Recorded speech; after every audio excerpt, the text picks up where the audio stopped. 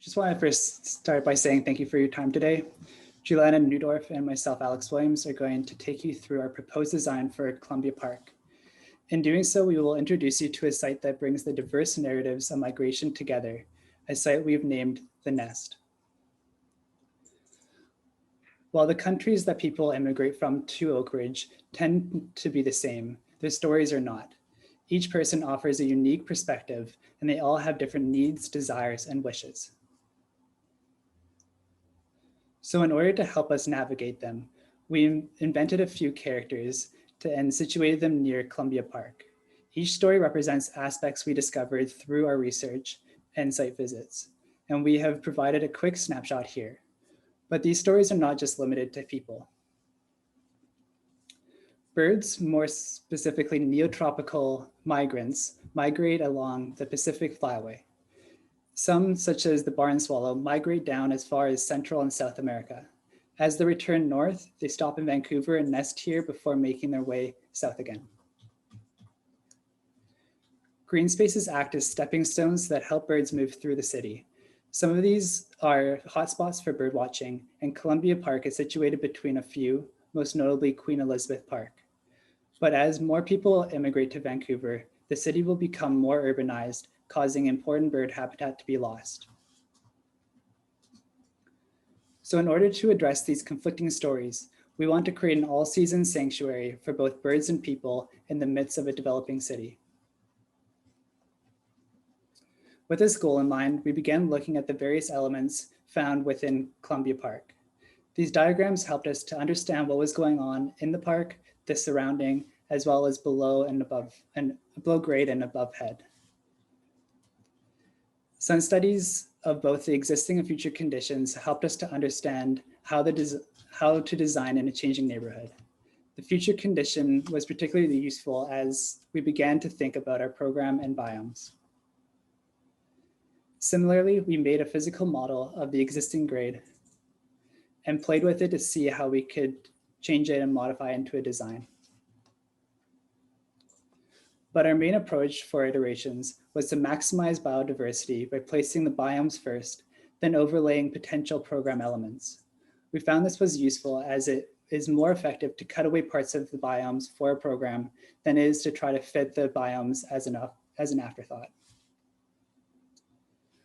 We continued to iterate in a similar way and began thinking about grading. Sections were very useful for pushing this grading further and connecting our stormwater system to the surrounding context.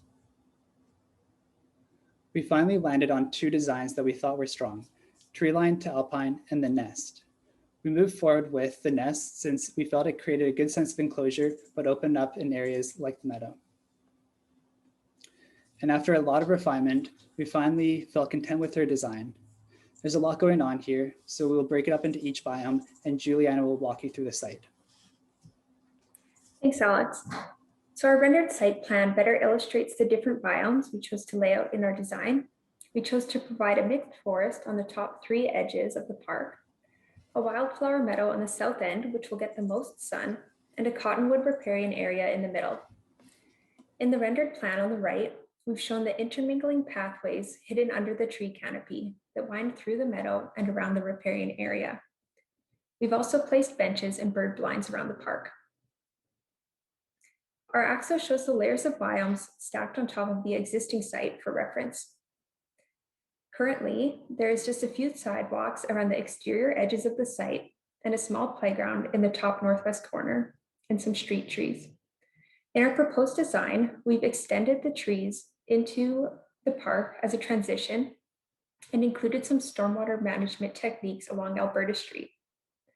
The meadow area should attract pollinating insects, provide a food source for birds, and be an inviting and warm place for people to socialize. The forest will offer canopy space for bird nesting and walking loops for people, and the riparian space provides a place for introspection and gathering. Our first section cuts through the site from the northwest corner down to the southeast. This section shows the major changes in topography that we made. We took a site that was gradually sloping and adjusted the grading to create a basin in the center of our park.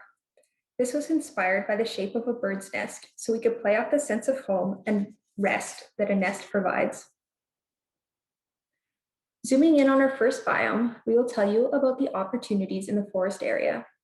We were inspired by the coastal rainforests around BC and wanted to give people the opportunity to explore one of these natural forests without having to leave the city to find one. Since the forest starts at the entrance to the park, we'll start there. This perspective is taken from the corner of Alberta Street and West 42nd Street, looking into the park. We designed an entry plaza that invites both people and birds into the park forest with a bosque of poplar trees that extend from the street and act as a transition into the park. This plaza would be made with stamped concrete, have scattered benches throughout to give people a place to sit and socialize, and offer views of the interior of the park.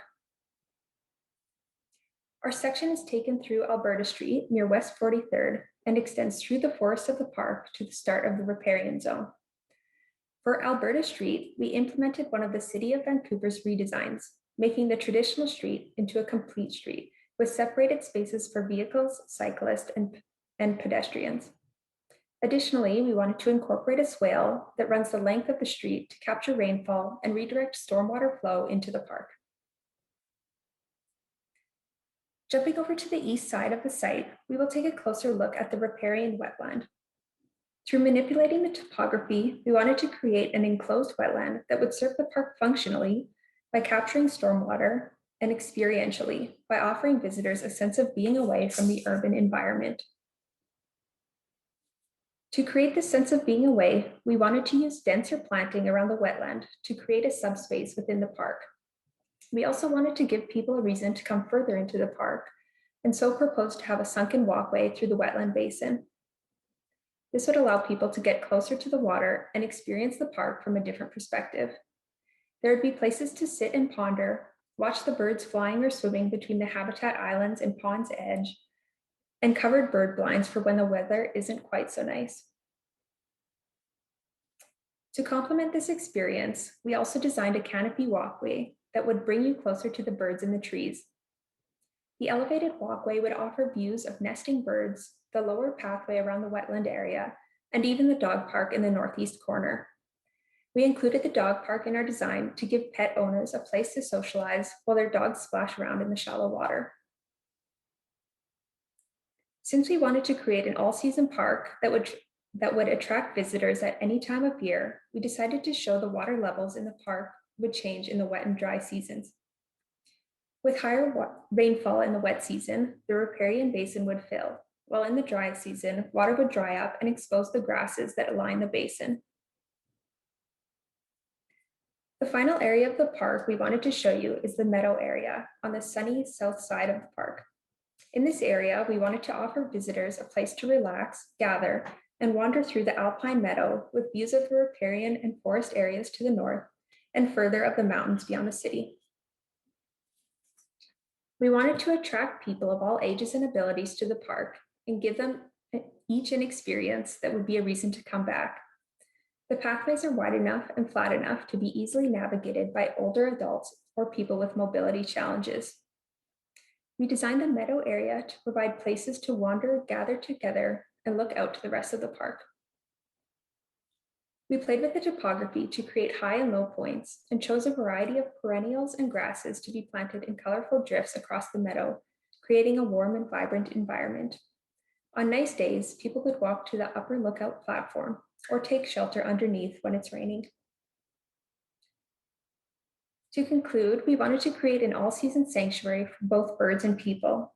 We wanted to have an inclusive and adaptable design that would offer people a reprieve from the urban environment, be an inviting space for all ages and abilities, and offer birds green space to rest. It is crucial we as landscape architects should always think about design in an inclusive way so we can bring the difference and sometimes conflicting narratives together in one site. Thank you for taking the time to listen to our presentation. We would really appreciate any feedback you have.